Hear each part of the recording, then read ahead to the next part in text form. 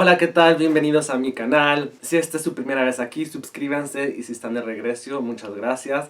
Por favor, de compartir y activar la campanita para que les llegue la notificación cada vez que suba un nuevo video. Solo que yo amo a la Ciudad de México, es una de mis ciudades favoritas. He ido varias veces y nunca había ido al castillo de Chapultepec, solo que esta vez que fui en octubre dije voy a ir, ¿no? Y gracias a la pandemia pues estaba cerrada.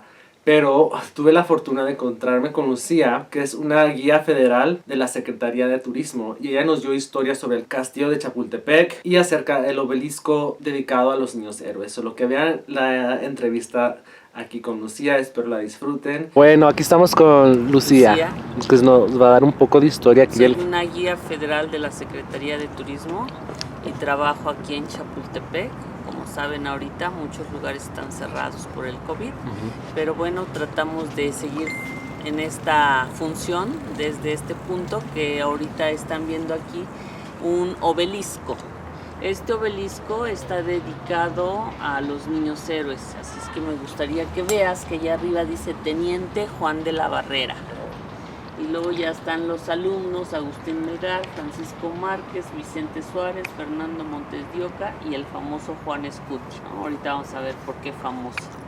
Y al ratito se dan ustedes un tiempo y a los lados hay más nombres. A mí siempre me interesa decirles que no nada más fueron 6 jóvenes. Se habla de un aproximado de 200 jóvenes los que estudiaban acá y de un aproximado de 50 jóvenes que se quedaron a resistir el combate. Entonces ahora te hablaría yo de Juan de la Barrera para que se den cuenta que él ya era un teniente zapador, y a un teniente zapador le dieron la orden de hacer fosos, o sea, agujeros entre el cerro y el camino para que en esos fosos cayera el enemigo, parte de la estrategia de guerra, ¿no? ¿Qué año era esto? Estamos en 1847.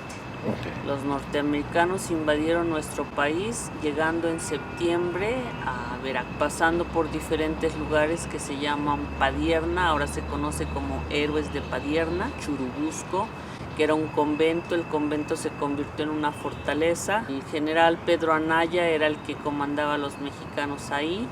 Después pasaron a lugares muy cercanos de aquí. Mi mano va a apuntar hacia allá atrás, donde está el Molino del Rey. Tienen que caminar como unos 15-20 minutos hacia atrás, donde está Molino del Rey, que equivale hoy en día a, bueno, ya no a Los Pinos, pero sabe todo el mundo que Los Pinos fue la casa del presidente. Entonces ya en el presente estamos hablando de un lugar cultural, ¿no? Decíamos, la invasión viene desde Veracruz, todos los lugares que les estoy mencionando. Es importante que siga yo hablando de Molino del Rey porque ahí es donde se guardaba pólvora. Así es que los norteamericanos obviamente que sabían de las estrategias mexicanas, de los recursos con los que contaban, y pues los quisieron obtener. Ellos lanzaron sus cañones desde ese lugar para acá y le hicieron mucho daño al edificio. Así es que este edificio fue muy maltratado en ese momento. ¿Cuándo fue construido? Te contesto en un momento. Primero te platico que el día 12 y 13 de septiembre fue el ataque, que murieron muchos jóvenes, estamos concretando, que conocemos a 6 de estos, por eso insisto, ustedes pueden ver quiénes eran alumnos, quiénes fueron hasta prisioneros de guerra, ¿sí? Y ve volteando hacia allá donde está una placa donde es simbólica que en ese sitio muere Juan Escuti, porque la idea es, parte de esta historia es que un joven cae envuelto en la bandera, Juan Escuti. ¿Qué me preguntabas? Que cuándo se construyó, sí, ¿no? Entonces, primero a mí me gustaría hacerte un poquito la historia larga, en el sentido de que sepas que hubo un palacio aquí abajo. Esa casa al paso del tiempo se deterioró, y hasta el año de 1784 existió un palacio allá arriba. El palacio que existía en ese tiempo fue mandado a construir por un personaje que se llamó Bernardo Conde de Galvez. Estamos hablando de un virrey que ocupó el lugar 49º en la historia de la Nueva España. Y ya que tú vienes de Texas, curiosamente, te voy a platicar que él siendo español, le tocó ser el fundador de lo que se llama Galveston. Ah, sí. ¿Sí? Entonces aquí están estos dos personajes, este es Matías y este es Bernardo, padre e hijo, 48º, 49º virrey de la Nueva España. ¿Sí? Esta es la idea de su construcción inicial, ¿sí? Porque lo que yo insisto en este caso es que sepan que hubo una casa abajo, posteriormente hubo otra casa arriba, y ahí viene la diferencia. Acá abajo era una casa bonita, elegante, pero allá arriba va a ser un palacio, ¿sí? Y luego del palacio, que esta es la idea que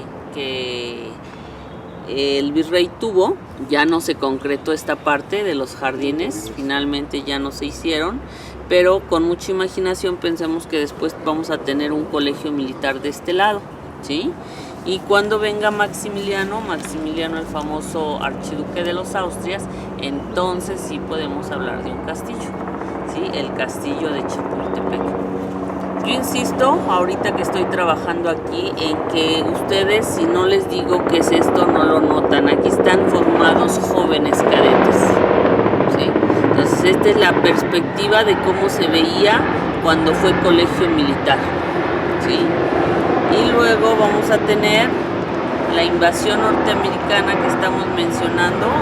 La idea es una litografía que existe allá en el museo del ataque que hicieron los norteamericanos a este sitio, ¿sí?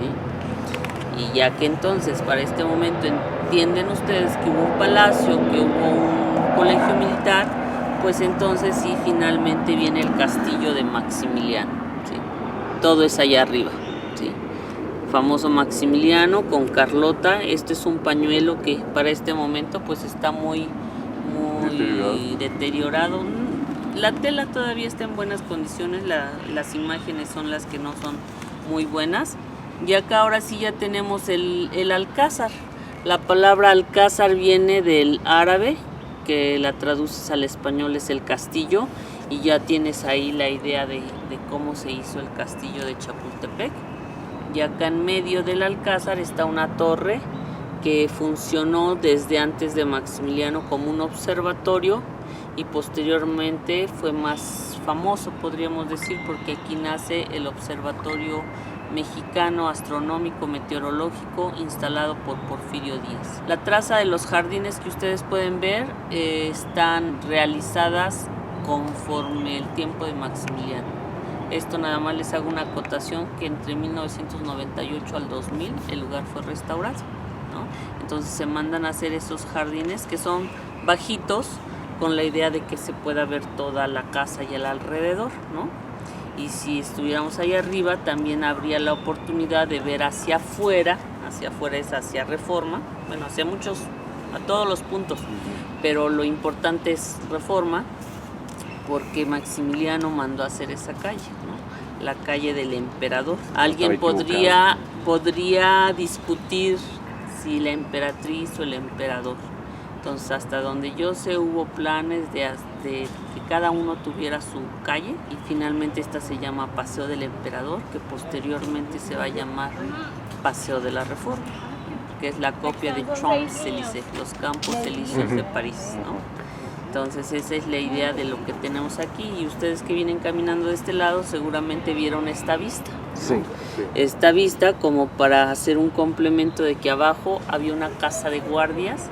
La casa de guardias es del tiempo de Porfirio Díaz, que si tú platicas a lo mejor con alguien de tu casa dice, ay, ahí entré a verme, era la casa de los espejos. Se convirtió en la casa de los espejos posteriormente. En la actualidad es la taquilla, y rematamos con el señor Lázaro Cárdenas. Lázaro Cárdenas va a ser el presidente que no quiera venir a vivir aquí y que decida que esto se convierta en el Museo Nacional de Historia, que es el Castillo de Chapultepec. ¿Qué más gustan preguntar? Está muy completa en todo lo que dijiste, pero sabes, por dentro es súper ostentoso, ¿o cómo es? Por dentro sus muebles son estilo francés, entre Luis XV y Luis XVI, ¿sí? Hablando de la residencia, la parte del alcázar, ¿sí? Tiene muebles con gobelinos, los gobelinos tienen fábulas, como las fábulas de Jean de La Fontaine, ¿sí? Porfirio Díaz mandó a hacer un comedor que es también muy elegante, pero obviamente que es otra cosa muy distinta. Es cedro blanco, aquí puedes ver el respaldo del asiento. Entonces tenemos cedro blanco, cuero talabarteado, y son maderas que finalmente son mexicanas y gente que trabajó a favor de don Porfirio Díaz, como Epitacio Calvo y Pedro Telles Toledo. Te estoy hablando de los artistas que intervinieron, ¿no? Ya en el tiempo de Porfirio Díaz.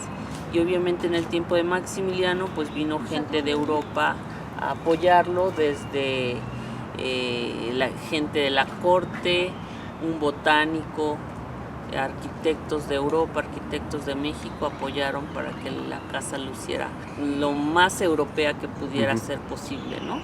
Pero entonces ya entraríamos en el tema de que a Maximiliano se le van acabando los recursos y ya no puede seguir gastando como al principio gastaba. Entonces la idea es que él vivió poco tiempo. Yo siempre insisto en que vivió bien, pero tal vez querían vivir todavía con más lujo, a los lujos que ellos estaban acostumbrados.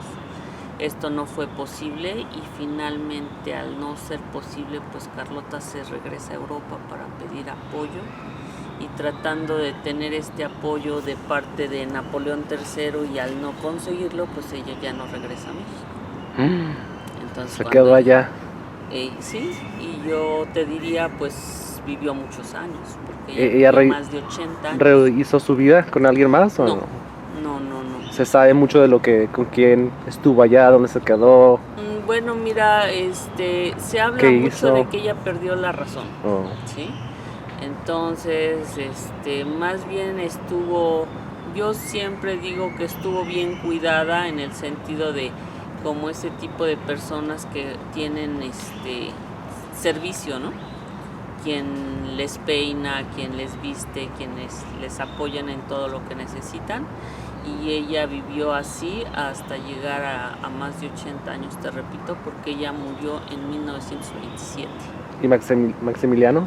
Maximiliano, al ser el emperador en México y tener de recalcitrante mente a un enemigo que se llamaba Benito Juárez pues era nuestro presidente. Es que todo depende de cómo lo veamos, ¿no? México vivía en una república. La república se vio limitada por un imperio, o sea que existió una república y un imperio al mismo tiempo, pero Benito Juárez fue un hombre, yo diría que muy astuto y de mucha paciencia, porque desde un principio, por lo que yo he leído, se percata de que se le van a acabar los recursos a Maximiliano. Entonces no sé si sepas que Benito Juárez se va al norte, y mientras él está en el norte, pues Maximiliano está aquí a sus anchas, ¿no? Está viviendo en Palacio Nacional, está haciéndole modificaciones aquí, llega a vivir aquí en el castillo de Chapultepec, quiero decir, pero finalmente, repito, los dineros que él está invirtiendo en nuestro país son dinero prestado. Napoleón III le dice: ¿me debes? ¿Cuándo me vas a pagar? Él dice: no puedo pagar, no tengo para pagar. Entonces empieza a haber muchos problemas, inclusive Estados Unidos está metido en todo esto, ¿no? Aparentemente no lo notas si no te doy una línea de tiempo, pero a Estados Unidos no le conviene que México fuera un imperio, le conviene más que fuera una república. Entonces ellos buscan la manera de presionar, y pues ahí es cuando Napoleón III ya no va a apoyar a Maximiliano. Entonces dices, ¿qué le pasa a Maximiliano? Que finalmente Maximiliano se va a Querétaro, es atrapado, llevado a la cárcel, llevado a un juicio, y entonces es fusilado. Él fue fusilado en el Cerro de las Campanas con 2 señores más. Uno se llamaba Miguel Miramón, otro se llamaba Tomás Mejía. Entonces ese es el triste fin de un señor que pretendió ser emperador en nuestro país, cuando nuestro país ya no vivía una monarquía, ya éramos una república. Aquí es donde tenemos que recapitular que nosotros ya éramos independientes de España oficialmente, aunque España no lo aceptara, desde 1821. Qué interesante. Así es. Bueno, muchas gracias. Para servirles.